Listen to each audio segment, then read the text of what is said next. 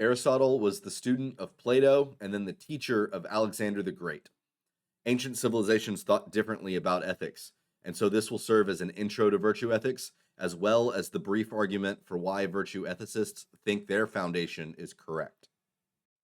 A quick note on virtue ethics in general: it's opposed to both utilitarianism and deontology.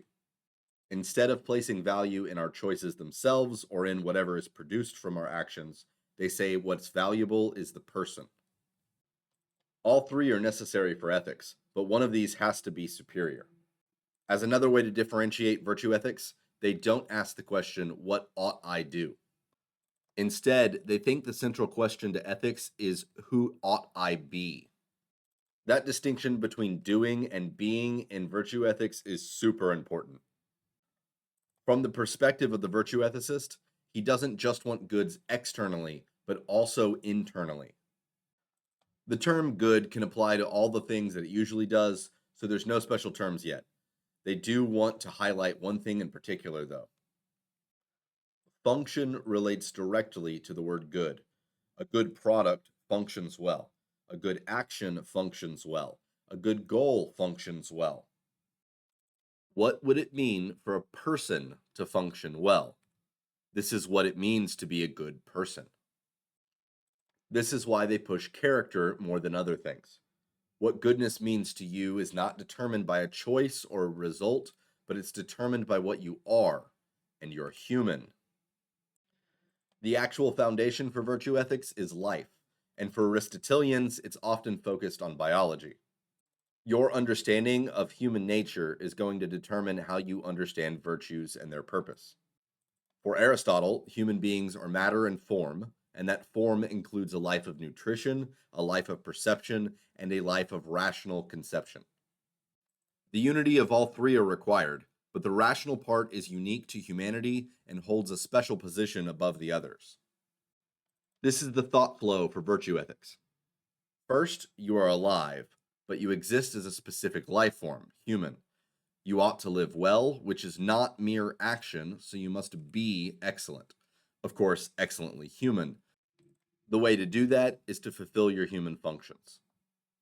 We might also imagine that goodness is much bigger than our human nature, but there's no benefit in trying to understand pure goodness outside of human context, because we'll only be able to embrace whatever goodness applies to humanity.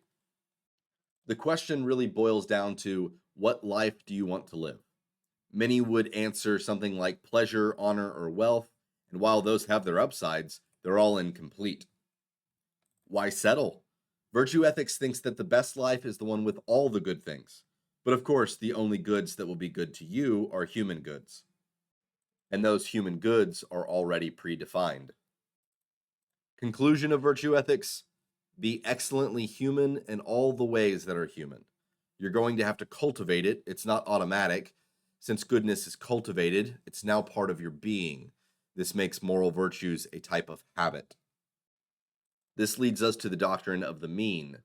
Goods can be in excess or be deficient, so habits are the cultivation of the balance in between. If you're healthy, you can become unhealthy by both eating too little or eating too much. If you're strong, you can ruin your strength by too little exercise or by too much exercise. In the case of morality, it works the same. Courage is the moral good, and it's balanced between cowardice on one end and recklessness on the other. Temperance, which is self-control, is balanced between intemperance and insensibility. So yes, Aristotle thinks you can be so principled as to distance yourself from the excellently human life. How do I gain the habit? Habits are gained through practice. And how do I know where to start? Look to other people who seem to have certain excellencies you don't, and mimic them. This is called a moral exemplar. Next, don't listen to haters. Seriously, if someone is reckless and they look at your virtue of courage, they're going to think that you're a coward. But that guy is reckless, so his opinion on the topic is worthless. Last note, this is about your whole life, so this isn't something you can achieve all at once. Excellence takes decades.